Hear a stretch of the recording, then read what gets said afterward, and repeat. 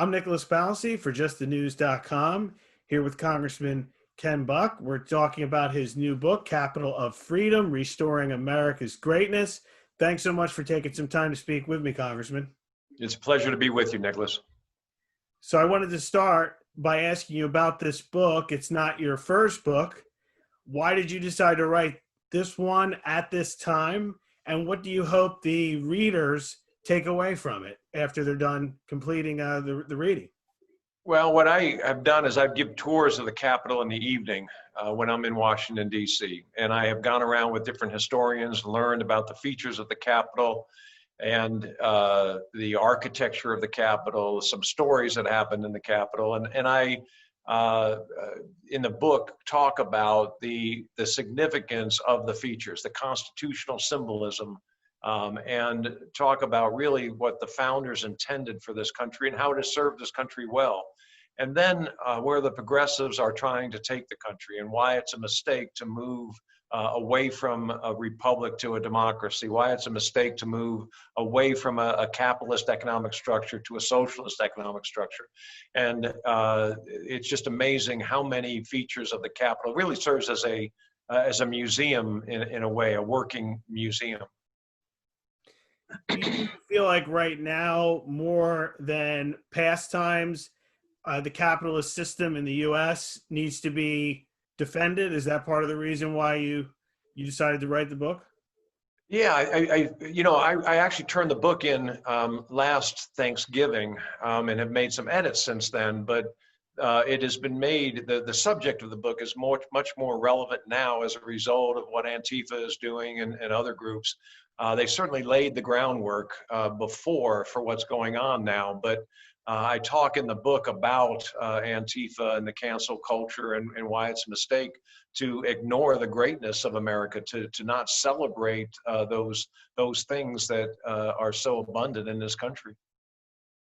To what extent do you think the U.S. has moved away from the political system that the founding fathers set up? I don't think that our founding fathers would recognize our political system now. I think that the Capital of Freedom really spells that out because our founding fathers intended to realign the relationship between government and the people. And the people are in charge of government. And that's something that didn't exist before the United States Declaration of Independence and Constitution. And yet we are moving, and really this group calls themselves progressives. They are regressives. We are moving backwards. We are moving more and more towards a totalitarian system that existed with a monarchy in Europe or some other country, and it's just unfortunate. But our founders would see so much of what's going on now in this country as contrary to what they planned. When it comes to policy areas, what do you think is the main policy area where we're moving far away from what the founders intended, and what would you like to see done to kind of move things back to Well, I have to tell you, it would be hard to just limit it to one policy or one set of policies. This is really a wholesale change of government. But one of the issues that's clear is war powers, and the founders intended Congress to declare war. And while the president may have the ability to react to hostilities, he would have to go to Congress to get permission to engage in a protracted war. That doesn't happen anymore. We've been in countries for decades that Congress has never authorized. We fund those wars, but we don't authorize them, and there's no real consensus in the country as a result of not going through the right process. Mm-hmm. Well, you mentioned progressives, and I wanted to ask you as well about Biden. I mean, do you think if he were to get in, he would be pretty progressive? Where on the scale do you think his policies would land in terms of? Well, I think it's clear that he would be a continuation of Barack Obama's 8 years in office. I think that the people that he has surrounded himself with on his campaign and the people that he would place in his administration are Barack Obama administration holdovers, and the policies, the socialist policies of President Obama the big government policies, the redistribution of wealth policies, are the policies that Joe Biden has run on. He's talked about increasing the corporate income tax again. We've seen the economic benefits of having a lower corporate income tax, and now Joe Biden is talking about increasing it.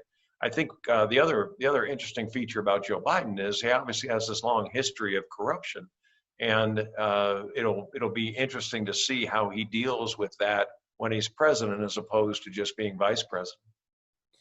How has the nature of the campaign during a pandemic impacted the information that's getting out there about uh, Biden, his policies, and as well about President Trump? I mean, how do you think the pandemic has impacted the way information's getting out to the electorate? Well, I think that the advantage that President Trump has is he is very articulate. He's very good with crowds. He can draw large crowds into an arena or a stadium and give a passionate speech.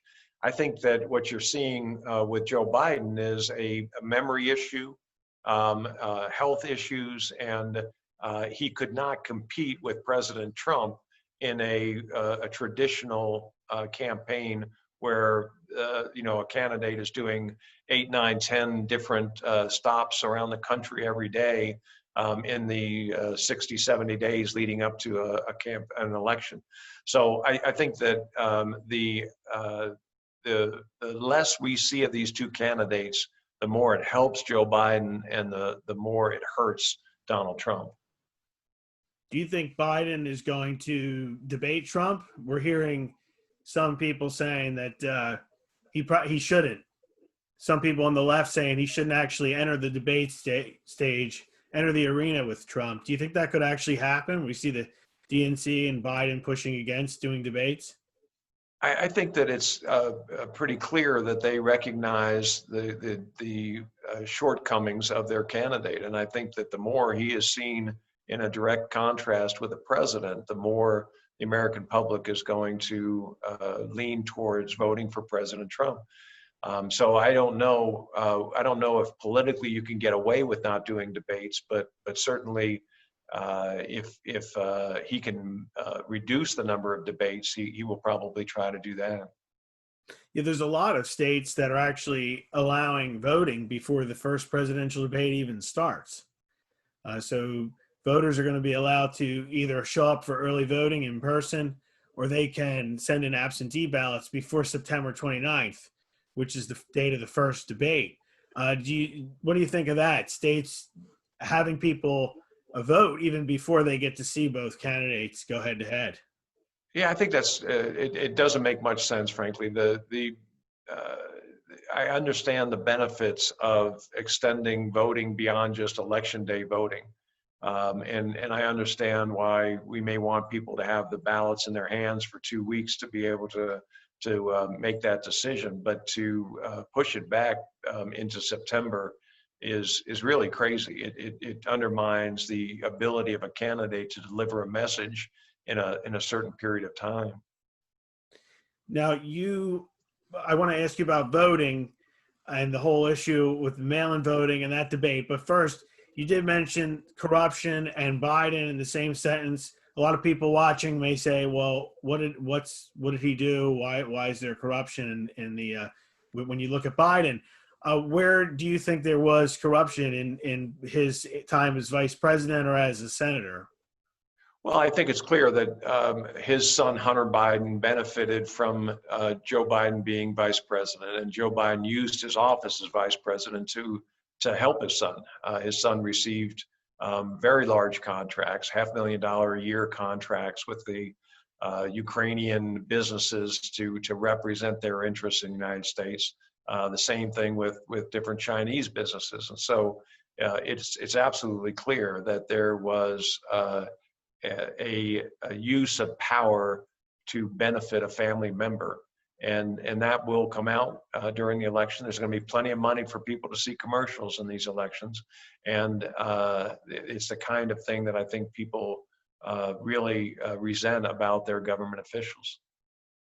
you've probably heard Biden say that Trump is benefiting from the office and he's helping his donors, like with the whole PPP loan situation, that some Trump connected donors got some money, some had to return the money. You've also heard Biden say that, you know, Trump's benefiting, his personal business is benefiting from his time in office.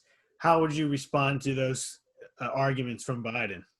Well, I'm sure there are people that have benefited that have donated to Trump. To suggest otherwise is just to ignore American politics. There has to be a relationship between the donation and the benefit, and that's what I don't think exists in those cases. There's no discussion between President Trump or his campaign with a donor saying, yes, you will get this contract if you donate this money to the campaign. So that doesn't exist.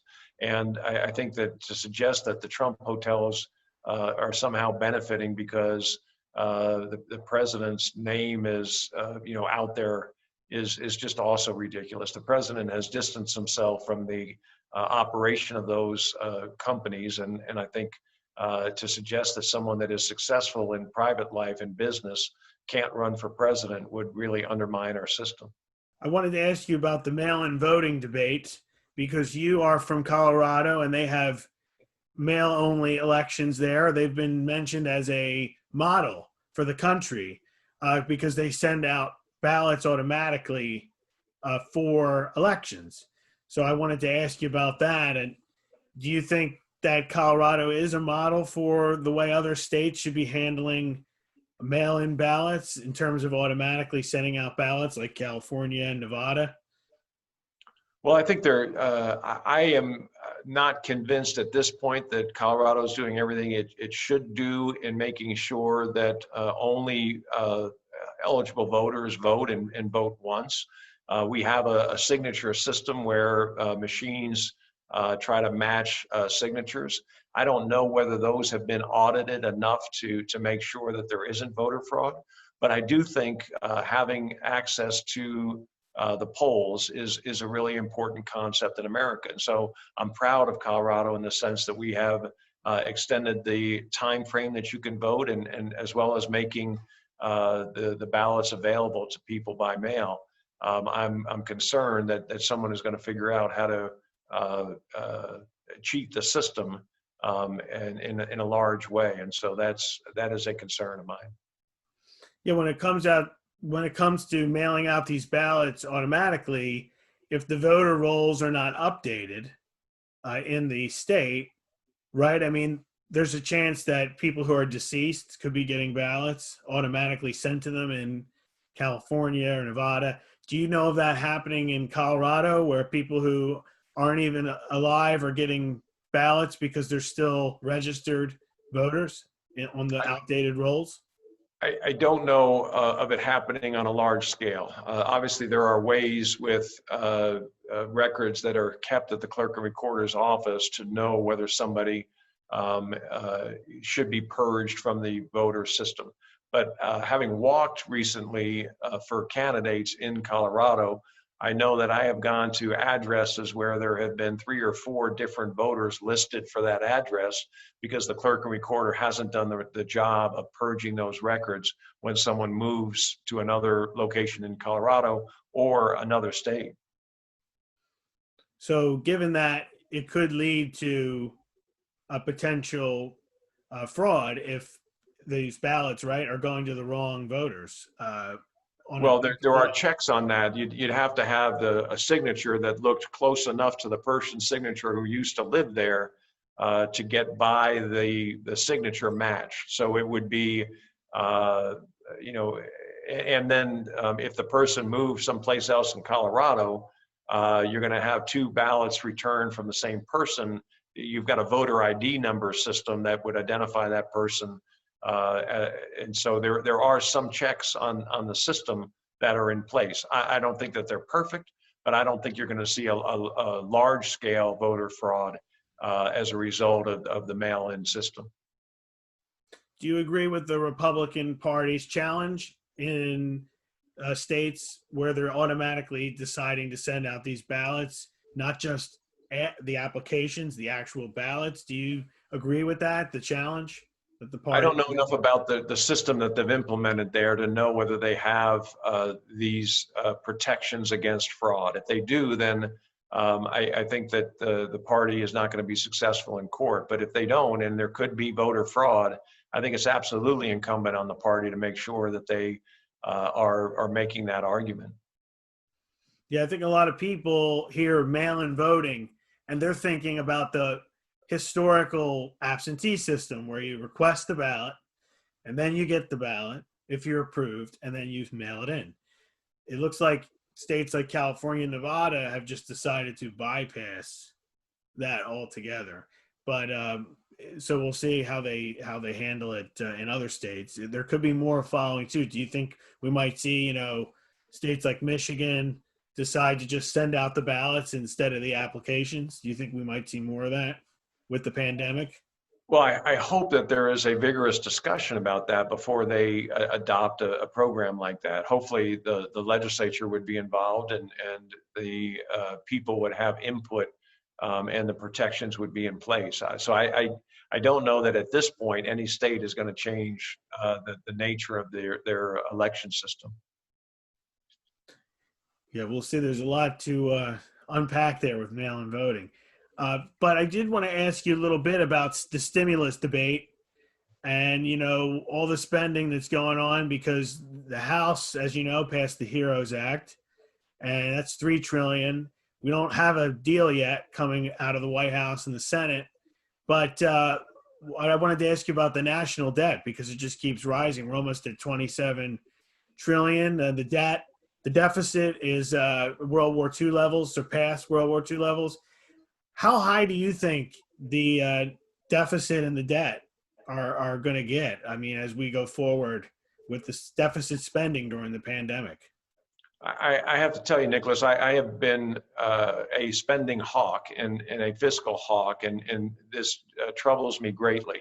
But all I see is more spending. So how high do we get? We are going to continue to spend until the markets say enough is enough and nobody buys the bonds. And then we have the cliff that we go off of. So I hope long before then we act responsibly and dial this back. But the reality is that we are at 30 trillion because we've authorized the Fed to engage in debt, accumulating more debt. And so I think that the spending is one of the largest issues to come out of this COVID. And unfortunately, there's no conversation in Washington, D.C. about how to pay this money back. And Nicholas, I can take one or two other questions. I appreciate this interview very much. Thank you so much, Congressman. I know that you're a spending hawk, so I wanted to make sure we got that in. But do you think with the deficit and the debt, we could reach some sort of fiscal cliff in the next 5 years? What would be your estimate? Congressman Massey was saying $40 trillion debt by the time the pandemic is over. What would be your estimate in terms of where we're heading and what the dangers are? Well, it's a great question. I don't know at what point we go off the cliff, but clearly we were accumulating debt in times of peace and in times of economic prosperity, exactly the time when we shouldn't be accumulating debt, exactly the time when we should be retiring debt. And so with this pandemic, I think we're going to see several $1 trillion more spent on the pandemic before we start coming out of it. So I think we will be over $30 trillion. Thomas is a lot smarter than I am. If he says 40 trillion, I take his word for it. But the reality is nobody really knows at what point enough is enough, and when do are we no longer able to borrow money. I also wanted to ask you about your TikTok bill. Where are you at with that in terms of the ban on the government phones? There's broad bipartisan support on that in both the House and the Senate. I have offered an amendment in the House. It passed and was part of the National Defense Authorization Act. It goes to the Senate, and we'll see what happens in the Senate. And now the discussion is, do we ban TikTok in the country generally? And that's something we've got to decide. Microsoft is in negotiations to buy TikTok, and I think they've got to guarantee that that information won't be shared with the Chinese government. And so all of those things come together to really form a policy, and there's a lot of unknowns at this point. And the bill is based on the fact that the Chinese Communist Party is using TikTok for purposes of espionage. If there is no relationship between TikTok and the Chinese Communist Party, there wouldn't be a necessity to ban it in the United States. Yeah, because I think with the government phones, I was just asking about with the government phones, if you still would want to see them banned on the government phones, even if Microsoft were to own the company. Yeah, I don't see any reason to have TikTok on a government phone, honestly, but that's something that should be used purely for business, and I can't see a TikTok app, the business application, especially a government business application, for something like that. So I really think it calls into question what apps should be allowed on government devices, and I think they should be minimal and only strictly related to government business. And Congressman, if you have one more minute, I wanted to ask you something else about COVID. I'm working on a story about the death count. I just talked to the CDC director yesterday about the death count, and I asked him about the leeway that physicians have to determine if a person is the cause of death for a person who died was COVID. And right now, it's like a probable death. They can actually put it down as a death, and then it's listed as part of the death count. And he said it's possible some people who weren't diagnosed with COVID, didn't have a positive test, are in the actual death count that we're seeing all over the news, over 154,000. Have you heard of that happening in your constituency, where people are getting death certificates of family members and they say COVID, but they never tested positive for COVID? I haven't seen that. I have seen examples of individuals that have died clearly from something else. Someone dies in a motorcycle accident, they test positive for COVID, and it's listed as a COVID death. It clearly isn't a COVID death. And I've seen a number of examples of that, and it really calls into question these numbers. The governor of Colorado reduced by, I think it was about 30%, the number of deaths that were attributed to COVID in Colorado. And so I know there is a benefit to some of the healthcare providers that the death is listed as a COVID death. Any death is terrible, but we've got to be accurate if we're going to learn how to deal with this disease. Given that, do you think the death count we're seeing on the news is inaccurate, the 154,000, because of the situation you just spelled out there? I absolutely think it's inflated. I don't think anybody in the country believes that it's underrepresented in any way or accurately represented, but it's just a question of how inflated is it. And I think the other thing that is underrepresented is the number of people that have had COVID. There's so many people that have had COVID that don't have any symptoms, that when it all shakes out, we're going to find that the death toll from COVID is significantly less than we originally believed.